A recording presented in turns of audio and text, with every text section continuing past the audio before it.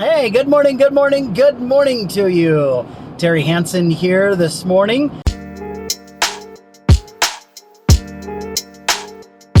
I had some thoughts I wanted to share with you.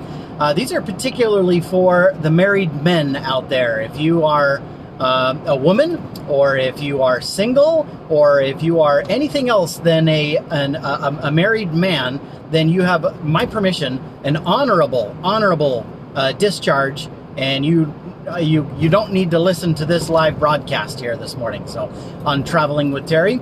But I hope you're having a good morning. It's bright out here. The sunshine is extra bright this morning. The skies are blue on this Wednesday morning here in February in southeast Idaho.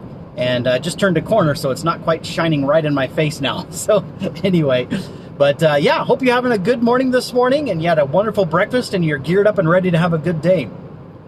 So this morning I was reading an article, and I was inspired by a story that I read that I wanted to share with you that relays an important principle, and I think a trap and a danger that us married men may fall into if we are not cautious. And it has everything to do with our marriages. So the story this morning that I read starts off with this, and the author was referencing a mother who had a wife who had a husband who traveled quite a bit for his business. So he was gone quite a bit. They had a couple of kids, and this poor mother and this poor wife, as most mothers and most wives do, was very, very busy tending to the dog, shoveling snow, buying the groceries, doing doctor and dentist visits, paying the bills, cleaning the house, cooking the meals, doing only about 4 million different things. And the problem and the challenge is that her husband and her family seemed to not be interested or too terribly willing or just simply too busy to help and to support her. And so she felt very alone, very under-recognized, very underappreciated. And it kind of hit a tipping point. And in an extreme move, there was a particularly heavy snowstorm one day, and she was out shoveling, and the kids were doing their thing and unwilling or uninterested in helping, and she hadn't been able to get to the dinner yet. And so at that point in time, she called a family meeting and sat everybody down, and in kind of an extreme move, she said, I'm putting in my resignation. Your mom has resigned from her role, and she gave her letter of resignation. And she said, my name is Marcia, and I'm living here, but I am no longer your mother. Your mother has resigned. So all of the regular duties and responsibilities that you're used to, cooking, cleaning, grocery shopping, tending to this, doing the laundry, doing those kinds of motherly roles, that person is gone. That person has resigned. She no longer works here. And now my name is Marcia. I'm a woman. I live here, and I love you, each one of you, because of who you are individually. Not because you're my children, but because of who you are individually.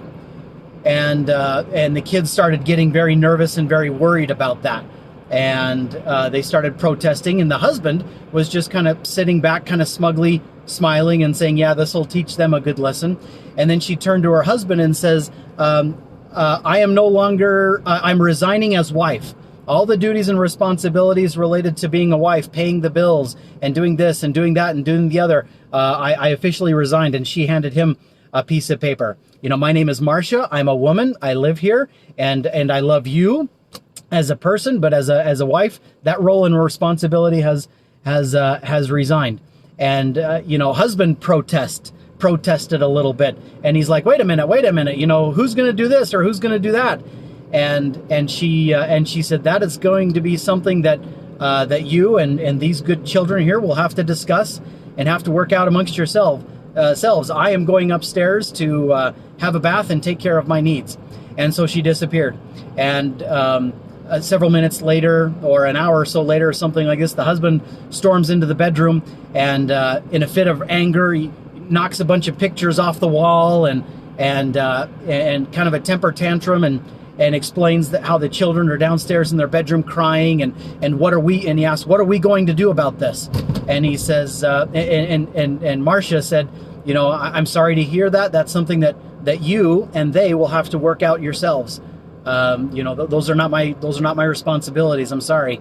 And anyway, after several hours, maybe the next day or something like this, the children and the husband got together, and they called another family meeting, and they apologized, and they recognized how much they needed her as a mother, and they needed her, and he needed her as a wife, and they started pitching in more and being more conscientious and being more appreciative and all of those kinds of things.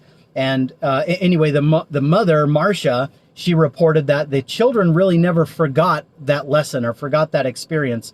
And really from that day on, they did a much, much better job to participate and appreciate and all of those kinds of things. But unfortunately, the husband didn't. He forgot that lesson, and they ended up getting a divorce. And he, as the story ended, lives alone by himself on his own with his work, having to take care of all those duties and responsibilities and things himself. And I thought, what a tragedy, when it takes... good morning, Allison. Nice to see you. Glad to have you here. I thought, what a tragedy in that story that a mother and a wife would get to the point where she has to resign from those duties and responsibilities of being a mother and being a wife in order to send a message. Now, in our professional lives, when a job isn't going very well, it's easy for us to resign and quit our jobs, put on our 2 weeks notice and head to higher ground. Marriages and families are a little different story. It's a bigger deal when relationships get to the point where the people want to resign. They want to quit. They want to say, I don't feel noticed. I don't feel appreciated. I don't feel supported. I don't feel loved. I don't feel recognized in any way. And I quit. And I quit. So I guess the shout out for you and I as men and as married men, and particularly as entrepreneurial men, if we are salespeople, marketers, leaders, managers, customer service representatives, and we have busy professional lives that cause us to travel, and we leave in the mornings, and we work hard all day long, and we get back at 6 or 7 o'clock at night, and these are long days for us. Beware that sometimes our busy lifestyles can cause us, if we're not very careful or conscientious, to underappreciate, undervalue, underrecognize, undersupport, underhelp our significant others. So a shout out to all of us men, married men.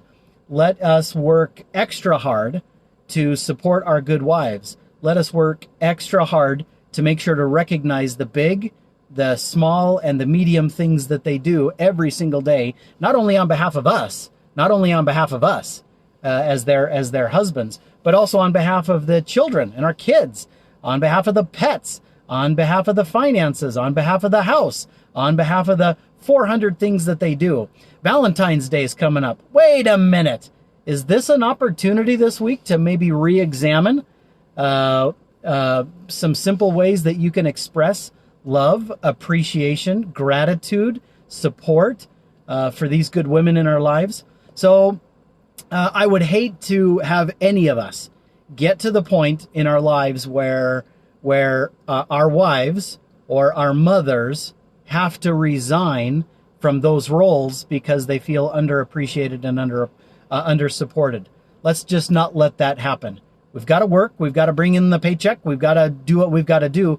But let's be conscientious, aware, and go the extra mile to make sure that these good, hardworking women that we adore, appreciate, care about, and frankly can't do without, don't feel undersupported, underappreciated, underloved, underrecognized, and any of those kinds of things. So that's my simple message for all of us married men out there. So if you're a wonderful female, or you're single in any way, shape, or form, know that we're thinking about you.